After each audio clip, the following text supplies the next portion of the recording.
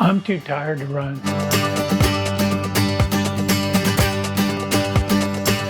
Hi, I'm Ralph, and welcome to the Aegis Runner. Today I thought we'd talk about recovery runs. I kind of got this idea from one of my subscribers asking a question about that. Now I'll be the first to admit that I did not do recovery runs as a named activity. For example, I would never shout out to my wife, "Hun, I'm going out for a recovery run, be back in 20." I just wouldn't do that. It just was never a named activity, but I did them. You know, a few days after I did a long run, I might go out and do an easy run. And that's basically what a recovery run is. It's a short, easy run. So just to put that in perspective, whatever your easy run day is, a recovery run should be less time and at a slower pace. So for example, if you run, say on an easy run, you run at a 10-minute pace, a recovery run might be more like 11 to 11 and a half minutes, something about 60 to 90 seconds per mile slower than your easy run pace, and certainly not as long as even your easy run. 20 minutes, this should be a really easy run. But why do a recovery run? Now, the idea of a recovery run is to help improve your recovery. If you've gone out and done a hard run, or maybe a race, you did a half marathon or a marathon, or just went out and did a 8 to 10 mile run, you're tired and your muscles are sore. You've got all those micro tears in your muscles. You've got all these waste products built up in your body, and you need to recover from that. So the idea of a recovery run is to help that recovery. Now, I will also admit, and based on my research, there's not a lot of studies that prove or show that recovery runs do help recovery. So most of the benefits are somewhat what people experience, what people think it would do, but there's not a lot of scientific evidence to say it's going to help your recovery. But I still think a recovery run is a good thing to do. And here are some of the benefits. I mentioned the muscle soreness and that you can have after a hard run.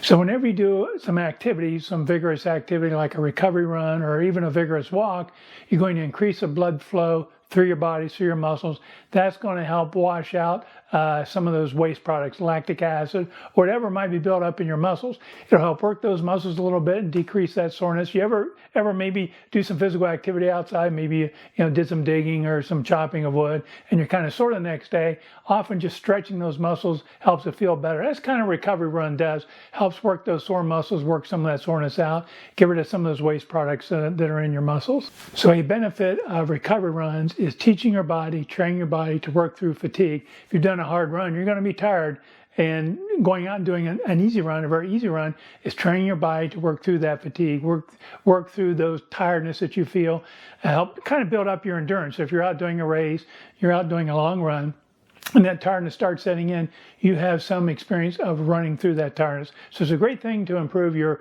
fatigue resistance.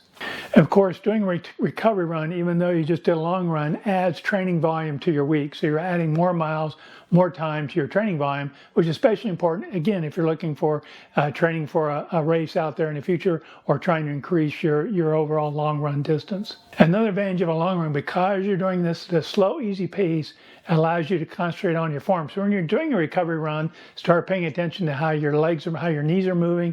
You remember in a previous video, I talked about making sure your knee as you bring it forward is moving straight and not up. Think about your arms, make sure your arms are moving forward.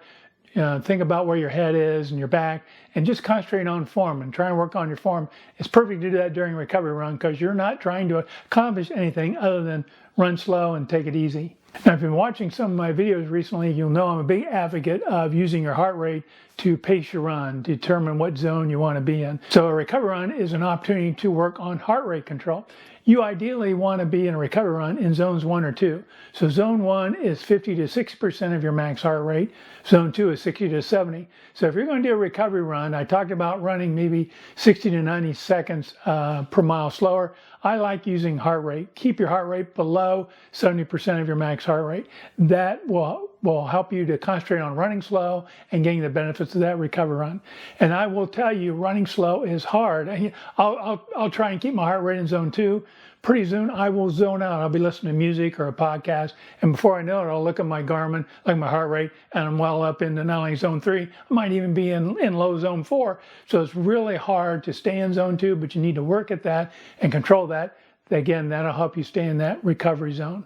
So one tip on recovery runs, depending on where you live and what is around you, try to avoid hills. Try to keep your course as flat as possible. Again, you're not trying to exert yourself. If you do have hills, make sure you walk them. Don't over fatigue yourself. You're already running fatigue. Don't make it worse. Just keep it easy. Keep that heart rate zone 1 or 2 and keep that easy pace. Now, one question is, when should you do a recovery run? Well, elite runners, some of these elite runners will actually do a long run in the morning and a recovery run in the afternoon. Well, I'm not going to do that, and you shouldn't do that either. And again, it really depends on how fatigued you are after your hard run. I would say no sooner than a day. You at least have a full day of rest. Typically, I wait 2 or 3 days because when I do a long run, it kind of tires me out, especially if I didn't do a good job of keeping my heart rate in zone 3. I typically try to do my long runs in zone 3 or lower, heart rate zone 3 or lower. So, and if I end up spending more time in zone 4 in the threshold zone, I'll be more fatigued. So I'll wait 2 or 3 days before I'll do another run. So I would say at least 2 or 3 days, depending on the length of your run, how fatigued you are. Now, if you go out and do a 5K race or 10K race, 1 day of rest may be fine, but you do a half marathon or a full marathon, you ought to wait a couple of days, if not 3 days, before you do that recovery run. Give your body a chance to rest a little bit, especially, now I'm more focused on older runners. Again, people over 40, 50, certainly over 60 like me, give your body a little chance to rest after that hard run before you do that recovery run. So again, give recovery runs a try after you do a long run or a hard run. I think they'll benefit you, help work through that soreness, help maybe improve your fatigue resistance. Again, the key here is take it easy.